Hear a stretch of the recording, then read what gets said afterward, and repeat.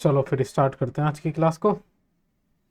ये पिछले जो हमने 10 क्वेश्चंस करे हैं ये सारे क्लियर हैं? इनमें किसी में कोई भी डाउट हो तो बताओ मुझे। चलो, ये रहा अगला क्वेश्चन, इसको करेंगे।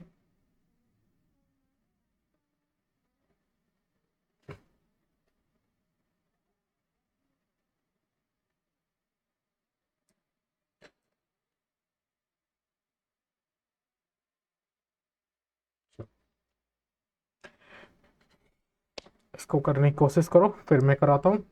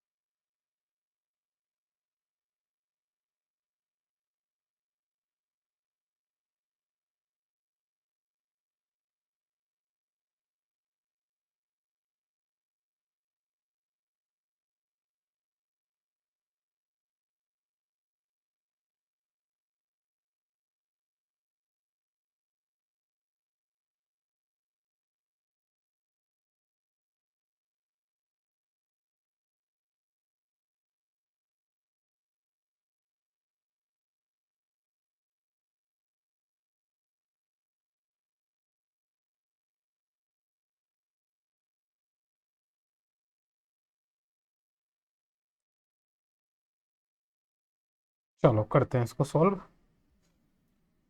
देखो, ये एक फिगर दी हुई है, ये आपने क्वेश्चन पढ़ लिया होगा। ये एक टावर है और सी से लेके बी तक की डिस्टेंस हम लेट कर लेते हैं एक्स। एक तो हमको ये फाइंड करनी है, और इस टावर की ऊंचाई इसको हम एच लेट कर लेते हैं। अच्छा, चलो देखो करते हैं इसको फाइंड। तो सबसे पहले अगर हम इस वाले ट्राइंगल में देखें, ट्राइंगल ए सी और बी, इस ट्राइंगल में हम लगा सकते हैं 1060 डिग्री। 1060 डिग्री लगाएंगे तो इसका परपेंडिकुलर हो जाएगा एच, और जो बेस है वो हो जाएगा इसका एक्स। तो 1060 डिग्री की वैल्यू होती है √3 equals to H upon x.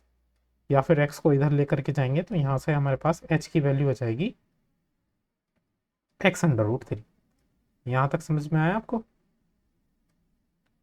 चलो, अब बड़े वाले ट्राइंगल में देखते हैं। इन ट्राइंगल ए डी और बी, इस बड़े वाले ट्राइंगल में हम 1030 डिग्री को जैसे ही लगाएंगे, परपेंडिकुलर तो एच है, बेस बताओ बेस कितना हो जाएगा। देखो डी से और बी तक कितना हो जाएगा, देखो 20 तो है, डी से सी तक और सी से बी तक है एक्स, तो इसका बेस हो जाएगा कितना, 20 प्लस एक्स। ये समझ में आया आपको?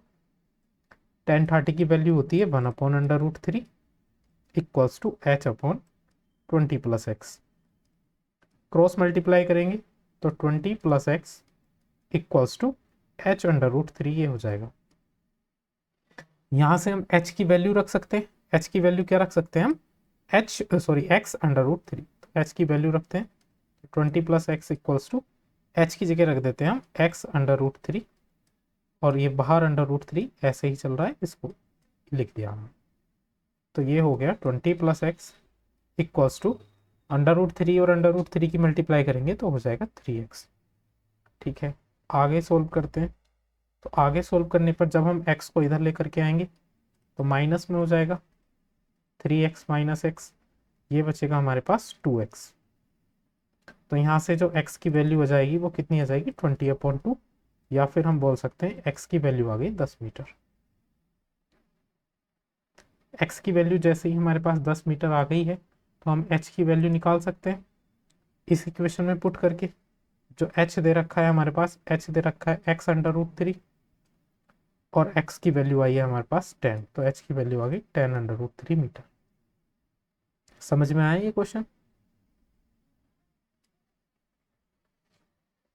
बताओ इस क्वेश्चन में कोई डाउट हो तो। चलो अगला क्वेश्चन करते हैं फिर। ये रहा अगला क्वेश्चन, इसको करो।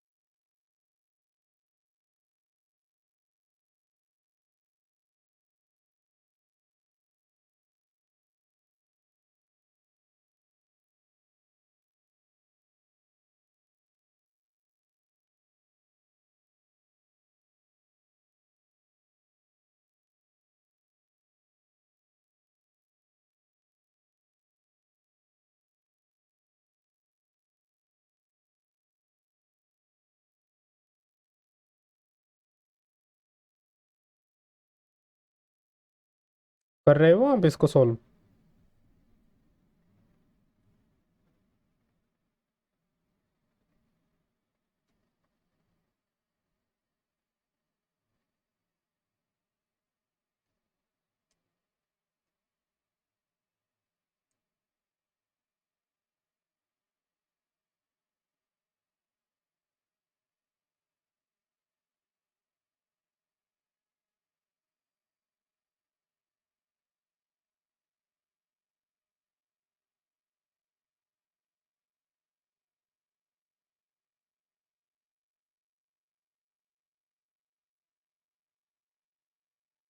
चलो सॉल्व करते हैं।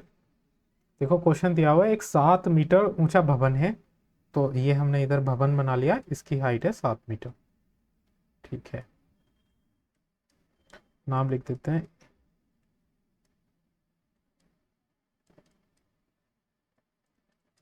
और इधर ये एक केबल टावर है। ठीक है, तो देखो ये वाली जो ऊंचाई है ये भी 7 मीटर होगी, डी से सी तक।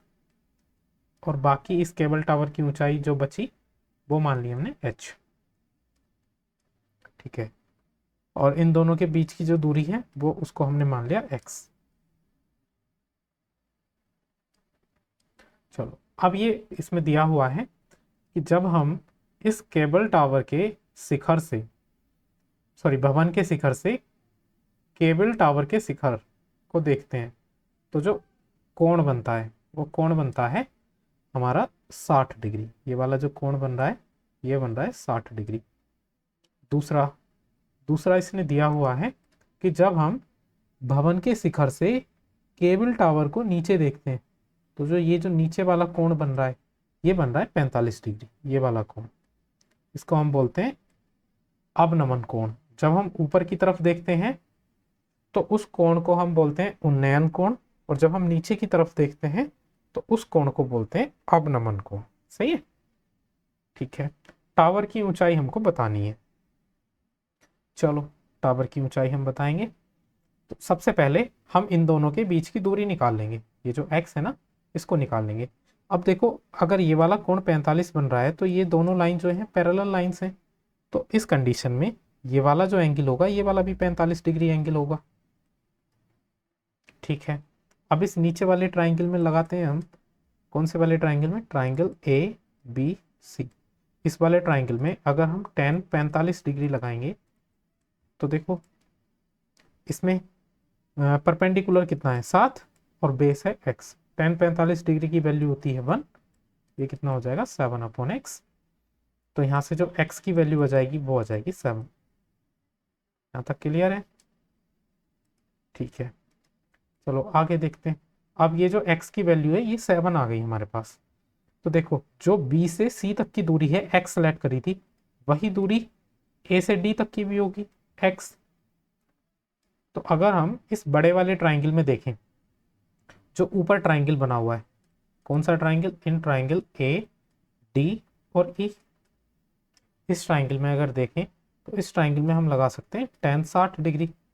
tan 60 डिग्री लगाएंगे तो कितना हो जाएगा? h/x।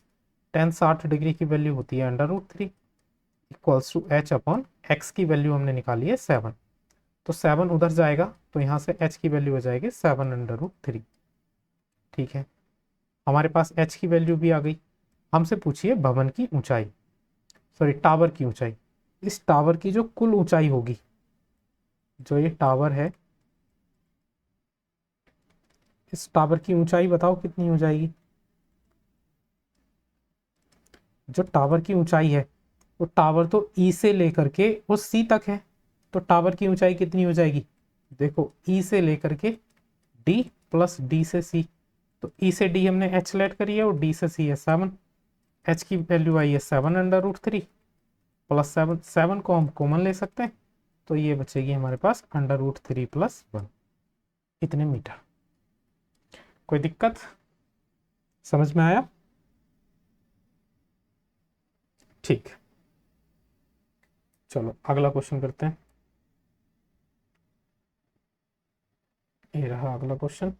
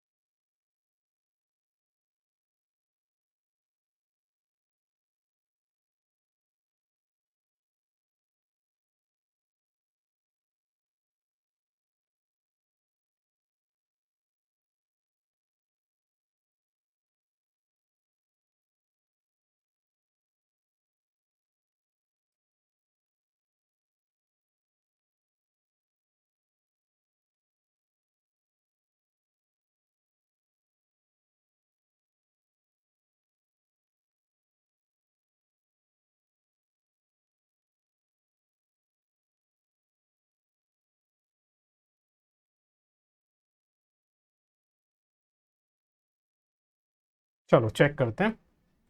देखो एक लाइट हाउस है जिसकी ऊंचाई दे रखी है 75 मीटर, और इस लाइट हाउस को दो जहाज देख रहे हैं ना। मान लो एक जहाज इस पॉइंट पर है, इस बिंदु पर, इसको हमने बिंदु मान लिया बी। एक जहाज है इस बिंदु पर, इसको बिंदु मान लिया हमने ए। बाकी ये सी और एक बिंदु डी। तो जब ये दो जहाज इस लाइट हाउस के शिखर को देख रहे हैं, तो एक जहाज तो एंगल बना रहा है 45 डिग्री, ये वाला एंगल 45 डिग्री, ठीक। और दूसरा जहाज जो एंगल बना रहा है, दूसरा जहाज एंगल बना रहा है 30 डिग्री। ठीक है, ये वाला एंगल है 30 डिग्री। बतानी है इन दोनों जहाज के बीच की दूरी। तो मान लो इन दोनों जहाज के बीच की दूरी है एक्स, ए और बी के बीच की दूरी, और ये वाली दूरी हमने अपनी तरफ से मान ली वाई। हमें इस एक्स की वैल्यू बतानी है। तो देखो एक्स की वैल्यू बताने के लिए पहले हमें वाई की वैल्यू निकालनी पड़ेगी। वाई की वैल्यू कैसे निकालेंगे? पहले ट्राइंगल में देखो, ये जो ट्राइंगल है बी सी और डी, इस ट्राइंगल में देखेंगे हम तो टेन 45 लगा सकते हैं। टेन 45 लगाएंगे तो कितना हो जाएगा? परपेंडिकुलर है 75 और इसका बेस है वाई, तो टेन 45 की वैल्यू होती है 1, तो ये हो गया 75 अपॉन वाई, और यहाँ से जो वाई की वैल्यू आ गई वो आ गई 75। ठीक है, अब बड़े वाले ट्राइंगल में देखेंगे। बड़े वाले ट्राइंगल में कौन से ट्राइंगल में? इन ट्राइंगल ए सी और डी। इस बड़े वाले ट्राइंगल को जब तुम देखोगे तो इसका जो बेस है वो कितना हो जाएगा? बेस हो जाएगा एक्स प्लस वाई, और परपेंडिकुलर कितना हो जाएगा? 75। तो इसमें हम लगा सकते हैं टेन 30 डिग्री। तो परपेंडिकुलर कितना है इसका? 75, और बेस कितना है बड़े वाले ट्राइंगल का? X plus Y. टेन 30 की वैल्यू होती है 1/√3 equals to 75 upon X plus Y की वैल्यू हमने निकाली है 75। वाई की वैल्यू हमने रख दी इसमें। ठीक है, अब क्रॉस मल्टीप्लाई करेंगे तो एक्स प्लस 75 और √3 की 75 से मल्टीप्लाई होगी तो 75 √3। यहाँ से जब 75 को दूसरी तरफ लेकर के जाएंगे तो 75 √3 माइनस 75 हो जाएगा। 75 को हम कॉमन ले सकते हैं, तो ये बचेगा हमारे पास √3 माइनस 1। इतने मीटर इन दोनों जहाज के बीच की दूरी आ गई। समझ में आया क्वेश्चन? कोई डाउट? चलो फिर अगला क्वेश्चन करते हैं।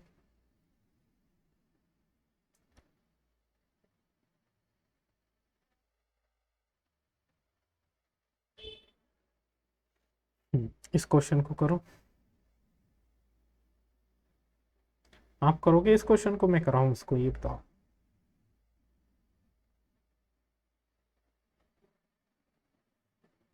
ये लास्ट के दो क्वेश्चन थोड़े अच्छे हैं, ज्यादातर बच्चे इनको छोड़ देते हैं। चलो पहले आप क्वेश्चन पढ़ो, मैं आपको 2 मिनट देता हूँ क्वेश्चन पढ़ने के लिए।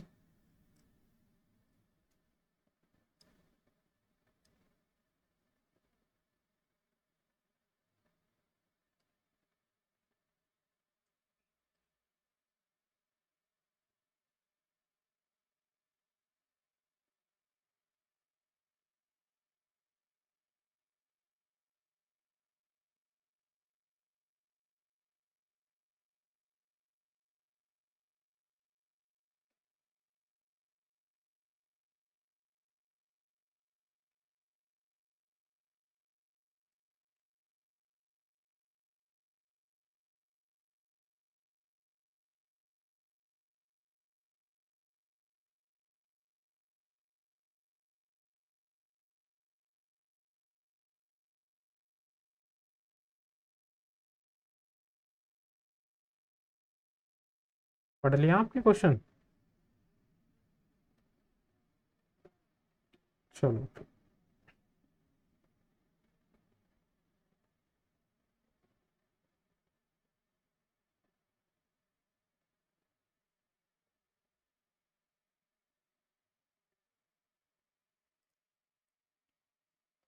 देखो, ये क्वेश्चन दिया हुआ है, एक 1.2 मीटर लंबी एक लड़की है जो भूमि से 88.2 मीटर की ऊंचाई पर एक क्षैतिज रेखा में हवा में उड़ रहे गुब्बारे को देख रही है। जब ये देखती है तो एक क्षण पे ये गुब्बारा जो एंगल बना रहा था वो 60 डिग्री का बना रहा था, और कुछ समय बाद उसका कोण घट के 30 डिग्री हो गया। तो मान लो जब ये पॉइंट ए पर था, ए के ऊपर था, तब 60 डिग्री बना रहा था, और जब ये बैलून पॉइंट बी पर पहुंच गया तो अब ये 30 डिग्री का बन गया। सही है। ए से बी तक की दूरी हम मान लेते हैं कि ये एक्स है। चलो, इस अंतराल के दौरान गुब्बारे द्वारा तय की गई दूरी ज्ञात करनी है। मतलब ए से बी तक गुब्बारा पहुंच गया, ये एक्स की वैल्यू ही हमको बतानी है। ठीक है, इसको सी नाम दे देते हैं, इसको डी पॉइंट नाम दे देते हैं और इसको ई पॉइंट नाम दे देते हैं। देखो, ये पूरी 88.2 है, लेकिन ये जो नीचे की इतनी डिस्टेंस है ये कितनी है, 1.2, क्योंकि इधर ये इतनी लंबी लड़की खड़ी हुई है एक। तो मुझे बताओ जरा, ये वाली जो दूरी है इसको एफ पॉइंट मान लेते हैं, इसको जी पॉइंट मान लेते हैं। ये वाली दूरी कितनी बची, सी से लेके एफ तक की दूरी कितनी बची। देखो 88.2 में से जब हम 1.2 माइनस करेंगे तो कितना हो जाएगा हमारे पास,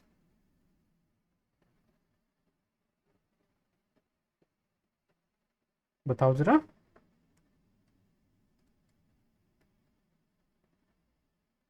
87। ठीक है, ये दूरी है 87।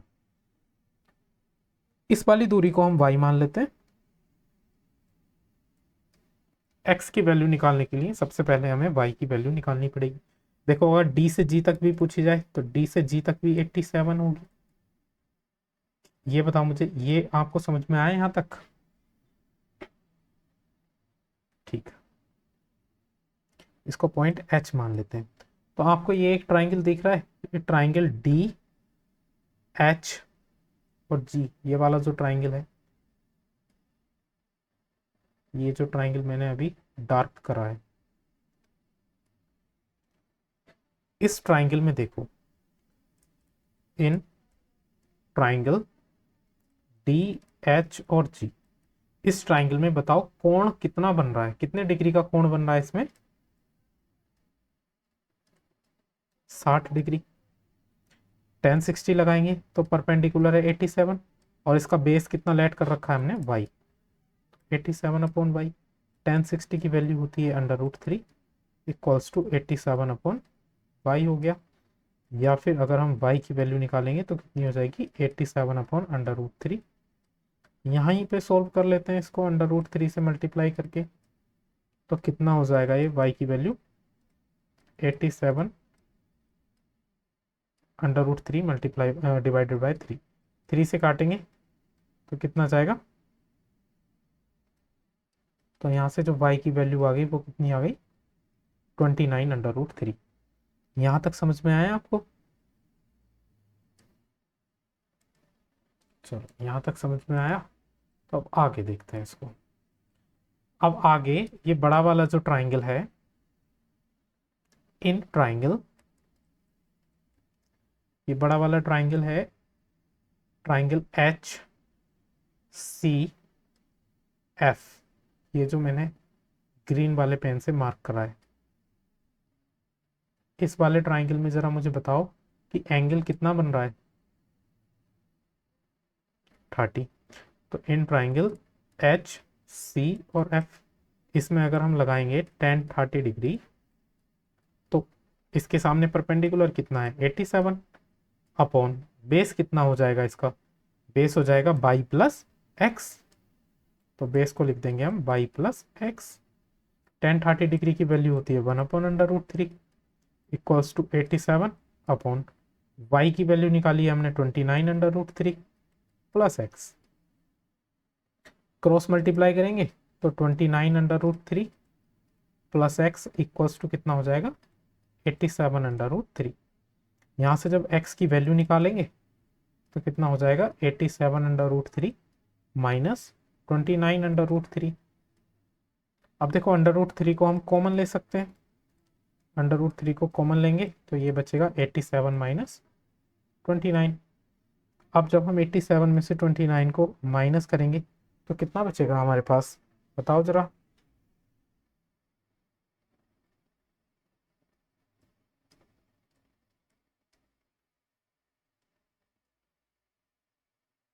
58। अरे समझ में आया क्या, कोई डाउट? दोबारा समझाने इस क्वेश्चन को, आ गया समझ में? सिंपल था क्वेश्चन तो वैसे।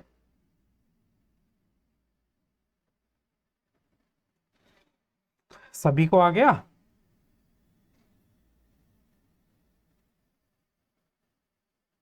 देखो, अगर कोई भी क्वेश्चन समझ में नहीं आ रहा हो और अगर यहाँ पूछने में थोड़ा शर्म लग रही हो तो आप वीडियो को देख सकते हैं फिर, है ना। वीडियो में अपलोड कर देता हूँ बाद में, आप जब दोबारा से देखेंगे उसको तो आपको वो अच्छे से और समझ में आ जाएगा। चलो, इस एक्सरसाइज का हम लास्ट क्वेश्चन करते हैं। ये रहा। ट्राई करना चाहोगे इस क्वेश्चन को?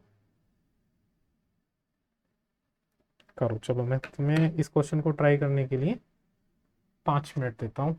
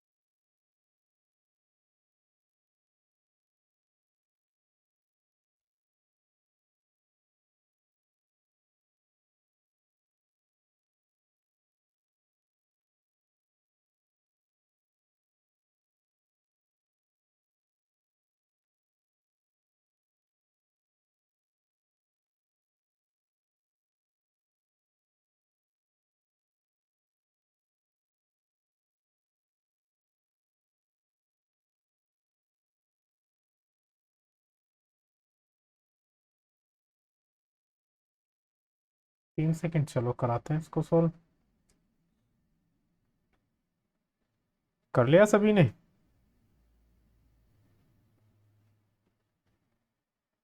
कराऊं इसको, रहने दूं, ये बताओ।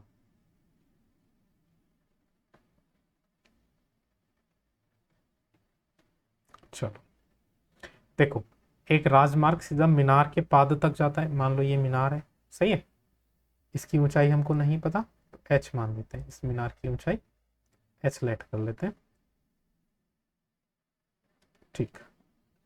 अब देखो, इस मीनार के ऊपर एक इंसान खड़ा हुआ है। वह एक कार को आते हुए देखता है।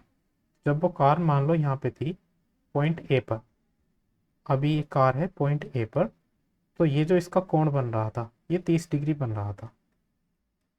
वैसे जब ये ऊपर से देखेगा तो ऊपर से एक सीधी लाइन पहले ड्रॉ करेंगे और जो 30 डिग्री का कोण बनाएंगे वो ये बनाएंगे।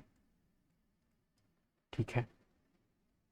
कुछ समय के बाद ये कार इस मीनार की तरफ को आ रही थी, तो कार जब थोड़ा सा आगे आ गई तो आगे आते आते ये जो कोण हो गया ये इसका 60 डिग्री हो गया।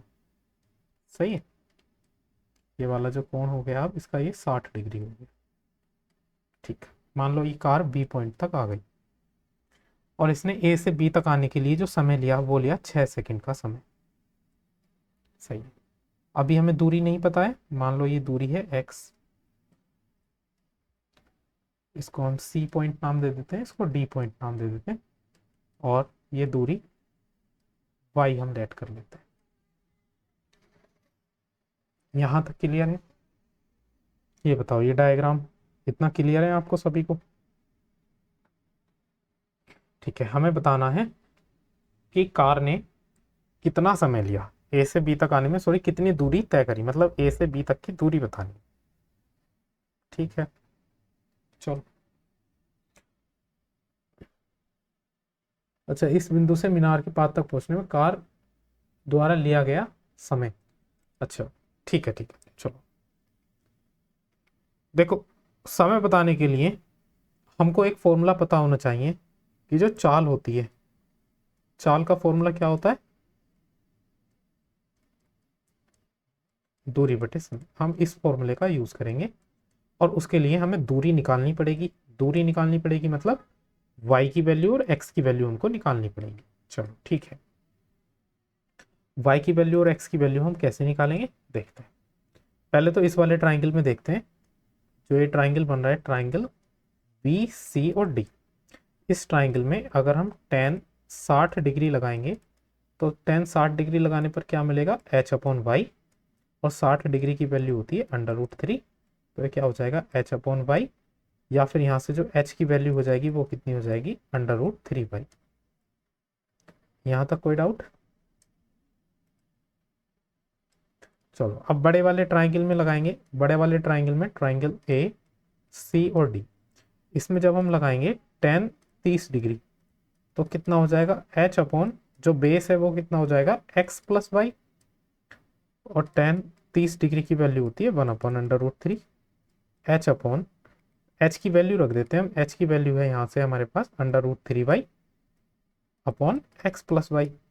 क्रॉस मल्टीप्लाई करेंगे तो X plus Y equals to कितना हो जाएगा? देखो, अंडर रूट 3 की 3 में मल्टीप्लाई करेंगे तो 3 वाई हो जाएगा। ये यहाँ तक समझ में आया? चलो, तो जब y को उधर लेकर के जाएंगे तो ये कितना हो जाएगा? 3y - y, या फिर जो x आ गया वो कितना आ गया? 2y।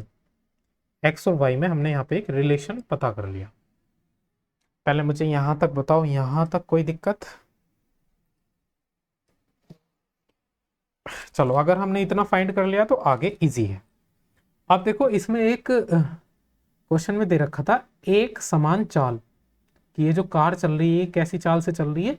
एक समान चाल से। एक समान चाल का मतलब आपको पता है क्या होता है? कि उसकी चाल चेंज नहीं हो रही है, वो एक समान चाल से चल रही है। कहने का मतलब, अगर हम चाल निकालेंगे उसकी ए से बी तक जाने में, जो चाल आएगी वही चाल आएगी उसकी बी से सी तक जाने में। इतनी बात समझ में आई? मतलब चाल तो नहीं बदल रही, उसकी स्पीड तो सेम ही है। तो जो स्पीड उसने ए से बी तक जाने में लगाई होगी, मतलब जो स्पीड से वो ए से बी तक गया होगा, उसी स्पीड से वो बी से सी तक गया होगा। इतनी बात समझ में आई? ठीक है, ए से बी तक की स्पीड को जाने में कितना समय लगा? देखो, अगर हमें चाल निकालनी हो, कौन सी चाल निकालनी हो? ए से बी तक की, तो ए से बी तक की जो चाल हो जाएगी, तो ए से बी तक की दूरी कितनी है? चाल का फॉर्मूला क्या होता है? दूरी। दूरी कितनी है ए से बी तक की? एक्स। और समय कितना लगाया है ए से बी तक जाने में उसने? 6 सेकेंड। ठीक है, और यही अगर हमें चाल निकालनी हो इसकी बी से सी तक जाने में, तो बी से सी तक की दूरी कितनी है? वाई। और समय कितना लगाया हमको नहीं पता, टी समय मान लिया हमने कि बी से सी तक जाने में इसने कितना समय लगाया है? टी समय। बस ये दोनों चीजें रख देंगे। ए से बी तक की चाल कितनी है? x/6। और बी से सी तक की चाल कितनी है? y/t।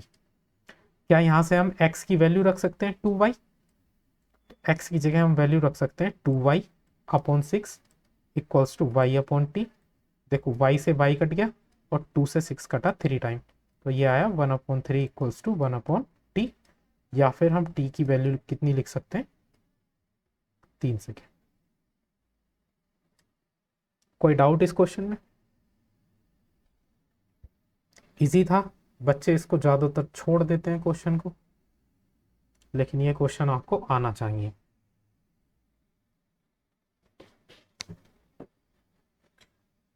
चलो, ये चैप्टर अपना हो चुका है फिनिश।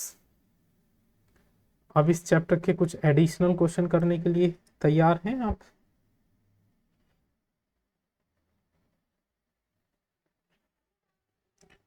चलो कल हम एक दूसरा चैप्टर स्टार्ट करेंगे, बताओ कौन सा चैप्टर स्टार्ट कराया जाए।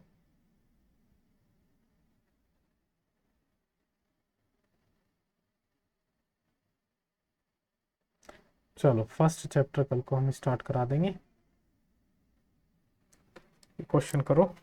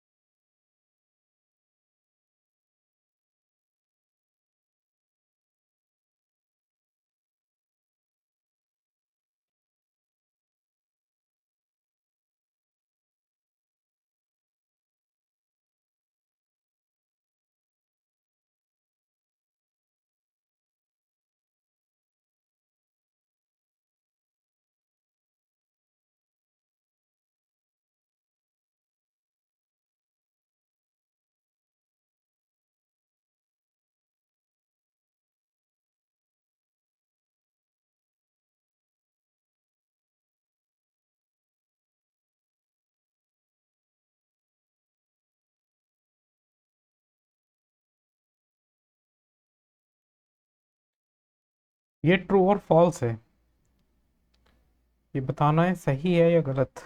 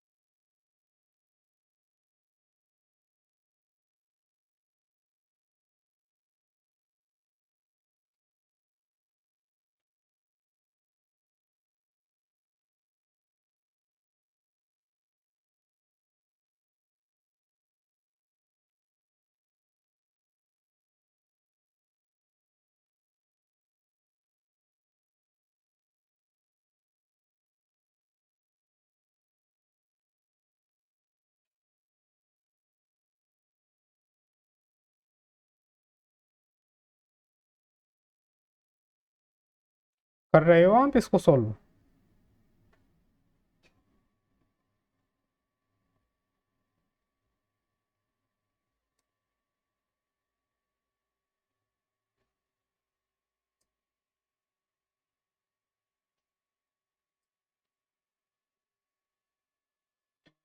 अरे बताइए भाई, कहाँ गए आप।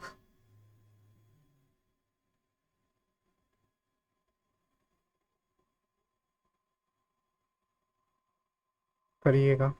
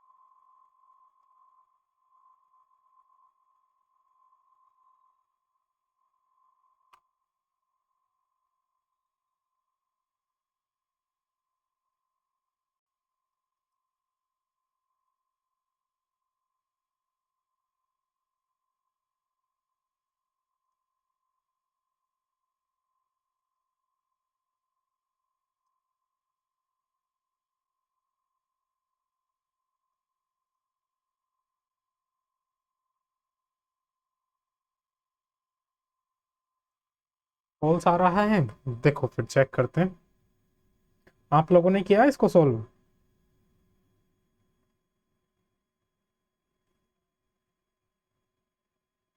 कैसे सॉल्व किया मुझे ये बताओ।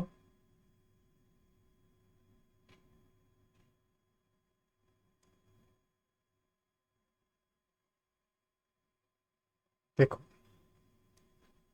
एक कंडीशन दे रखी है कि मान लो एक मीनार की चोटी है, उसकी ऊंचाई h है। जब हम इसको देखते हैं तो 30 डिग्री का एंगल बन रहा होता है।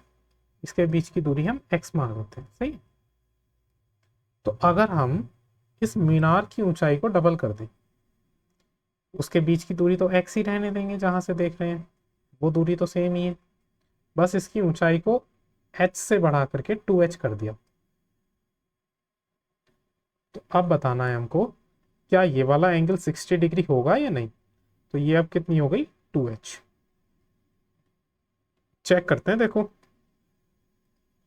सबसे पहले इस वाले ट्राइंगल में अगर हम टेन 30 डिग्री लगाएंगे, टेन 30 डिग्री लगाने पर क्या मिलेगा हमें, एच अपॉन एक्स, मतलब 1/√3 हो जाती है इसकी वैल्यू, एच अपॉन एक्स। तो यहाँ से एक्स की वैल्यू जो आई वो कितनी आई, √3h। यहाँ तक समझ में आया? कहने का मतलब जो ये वाली डिस्टेंस है ये कितनी है, √3 × h। ये वाली डिस्टेंस भी हम कितनी लिख सकते हैं, √3 × h। अब देखते हैं, हमें इस ट्राइंगल में देखते हैं कितना एंगल आता है। इस ट्राइंगल में देखो जरा, अगर हम इस ट्राइंगल में लगाएंगे टेन थीटा लगाएंगे इसमें, तो टेन थीटा लगाने पर क्या मिलेगा हमें, परपेंडिकुलर कितना है, 2h। और ये कितना दिया हुआ है, √3h। h से h कट गया, तो यहाँ से टेन थीटा कितना आया, 2/√3। तो देखो टेन थीटा में ये तो किसी की वैल्यू तो नहीं होती, मतलब 2/√3 60 डिग्री की तो वैल्यू नहीं होती है ना। तो हम बोल सकते हैं कि टेन 60 की वैल्यू तो ये नहीं होती 2/√3। कहने का मतलब ये एंगल 60 तो नहीं आएगा। जब 60 नहीं आएगा तो डबल भी नहीं होगा, तो इसका आंसर क्या हो जाएगा, false।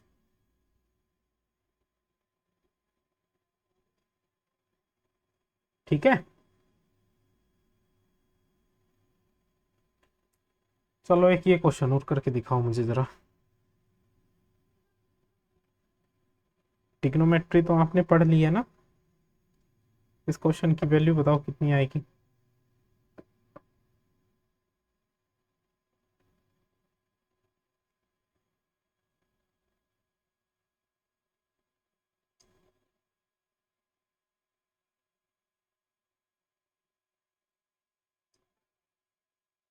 आप जरा अपने कैमरे ऑन करेंगे एक,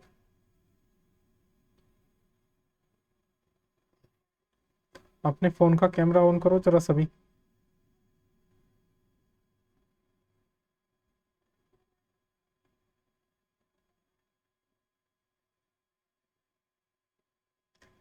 करो करो, बाकी सब करो कैमरा ऑन।